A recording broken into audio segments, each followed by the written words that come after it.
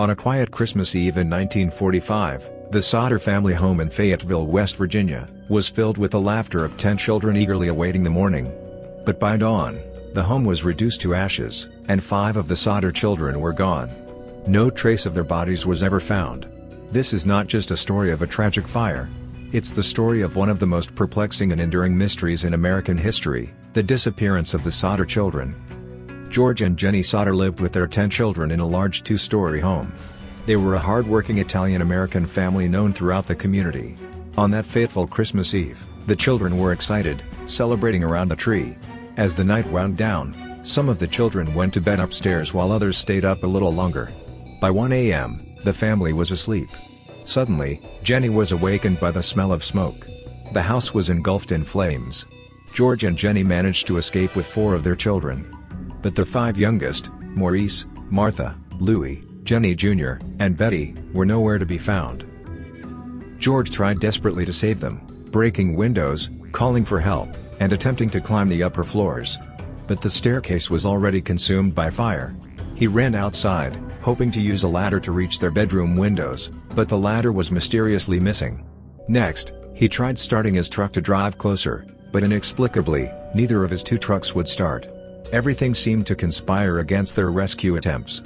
The fire department didn't arrive until the next morning, by which time the house was reduced to smoldering rubble. Authorities initially declared that the children perished in the fire, but the Sodders were not convinced. What fueled their doubts was the absence of any remains. Typically, even in intense fires, bones and identifiable fragments are left behind. Yet after hours of sifting through the debris, the firefighters found nothing. Jenny Sodder later conducted experiments, burning animal bones to see if they could be completely destroyed by fire. They never fully disintegrated. The Sodders began to suspect that their children hadn't died in the blaze but had been abducted before or during the fire. Strange occurrences and clues added weight to their theory. Days before the fire, a life insurance salesman had angrily warned George that their house would go up in smoke because of his outspoken political views against Mussolini. Another incident involved an unknown man seen watching the Sodder home from a parked car.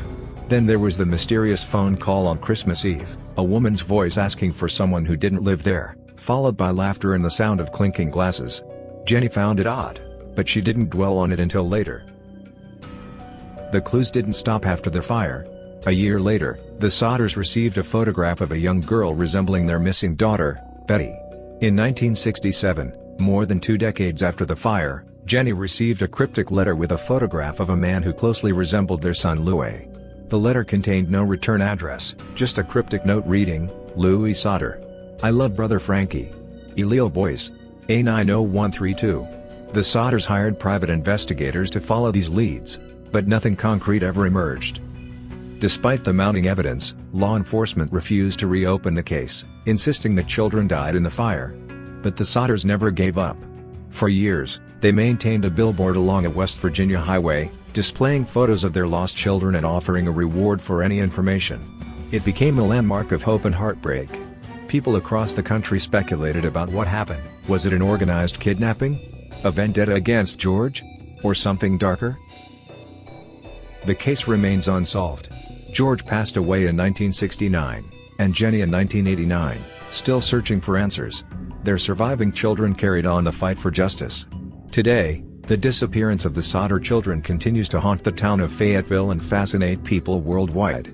The questions linger: what happened to Maurice, Martha, Louis, Jenny Jr., and Betty? Were they taken, or did something more sinister unfold that night? If this chilling mystery captivated you, don't forget to hit that subscribe button for more incredible stories of the unexplained. Leave a comment with your theories about the Sodder children, and share this video with others who love solving mysteries. Until next time, stay curious and keep exploring the unknown.